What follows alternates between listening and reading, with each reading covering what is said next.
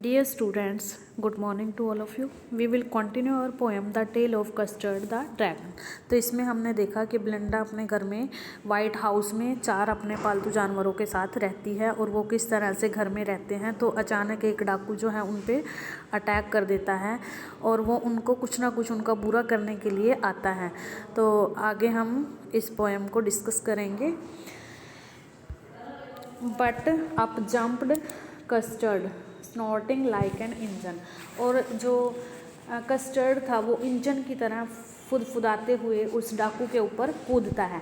Clasped his tail like iron in the dungeon. और उसकी जो दुम थी उससे ऐसी आवाज़ निकल रही थी जैसे तहखाने से कोई जंजीरें टकराती हैं। With a clatter and a clank and a jangling squirm. और वो जो है फिर कड़कड़ाहट की आवाज़ें करते हुए उस जो डाकू था उसके ऊपर झपट पड़ता है। He went at the pirate like a robin at a worm. और वो उस डाकू पर ऐसे झपटता है जैसे कीड़े के ऊपर पक्षी झपटने लग जाता है। The pirate gaped at Belinda's dragon. और जो पायरेट था डाकू था उसने ब्लिंडा के ड्रैगन को हैरानी से देखा। And gulped some grog from his pocket flagon. और उसने अपनी जेब से एक पात्र निकाला और उसमें से कुछ शराब पी। ही फायर्ड 2 बुलेट। और उसने 2 गोलियां जो है चला दी। But they didn't hit. पर वो जो है चूक जाती हैं। And Custard gobbled him every bite. और देखते ही देखते जो कस्टर्ड है उसे पूरा निगल जाता है। जो वो डाकू था उसको पूरा निगल जाता है।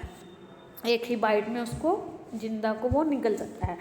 ब्लिंडा एम्ब्रेस्ड हिम। और ये देखकर जो ब्लिंडा है वो हैरान हो जाती है। Mustard licked him. और मस्टर्ड जो है उसे मतलब कि चाटने लग जाता है। और ब्लिंडा उसका मतलब कि हग करने लग जाती है। एम्ब्रेस्ड का मतलब होता है हग्ड, ठीक है, हग करने लग जाती है और मस्टर्ड उसको चाटने लग जाता है। No one mind for his pirate victim. और उस डाकू के मरने का किसी को भी अफसोस नहीं था। Ink and Blink in glee did gyrate. और इंक और ब्लिंक जो है ड्रैगन के आसपास जो है नाचने लग जाते हैं। Around the dragon that at the parrot. और वो जो है मतलब कि ये देख के नाचने लग जाते हैं कि जो उसने ड्रैगन ने जो डाकू था उसको खा गया। तो ये देख के वो उसके आसपास आके नाचने लग जाते हैं। But presently up spoke little dog mustard.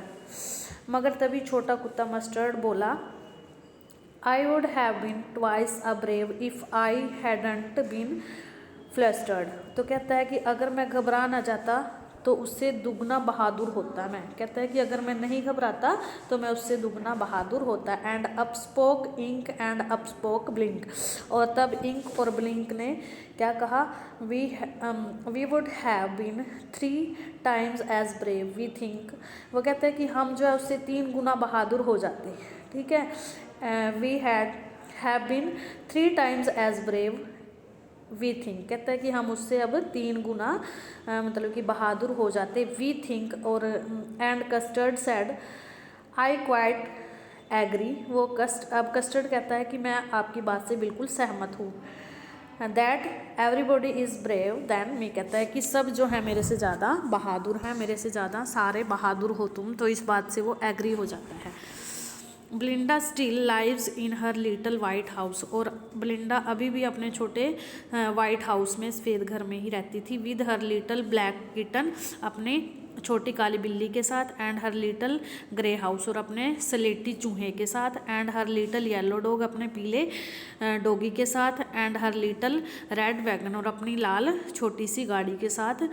And her radio ट्रूलियो little pet dragon. और सचमुच में उसके साथ उसका जो पालतू जानवर था ड्रैगन वो भी उसके साथ ही रहता था।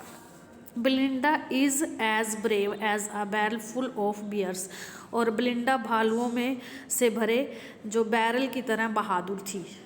And Ink and Blink chased स्लोएन डाउन द स्टेयर्स। इंक और ब्लिंक जो है सीढ़ियों पर शेरों का पीछा करते रहते थे। Mustard is as brave as a tiger in cage. और मस्टर्ड जो है इतना बहादुर था जैसे कि एक पिंजरे में शेर जो है गुस्से में मतलब बहादुरी के साथ रहता है। But Custard keep crying for a nice safe cage. पर जो कस्टर्ड था वो अच्छे सुरक्षित पिंजरे के लिए हमेशा चिल्लाता रहता था। तो ये हमारी पोएम कंप्लीट हो गई है। आपने केयरफुली रीड रीड करनी है। अगर किसी की कोई क्वेरी हो तो पूछ सकते हैं। Thank you, have a nice day.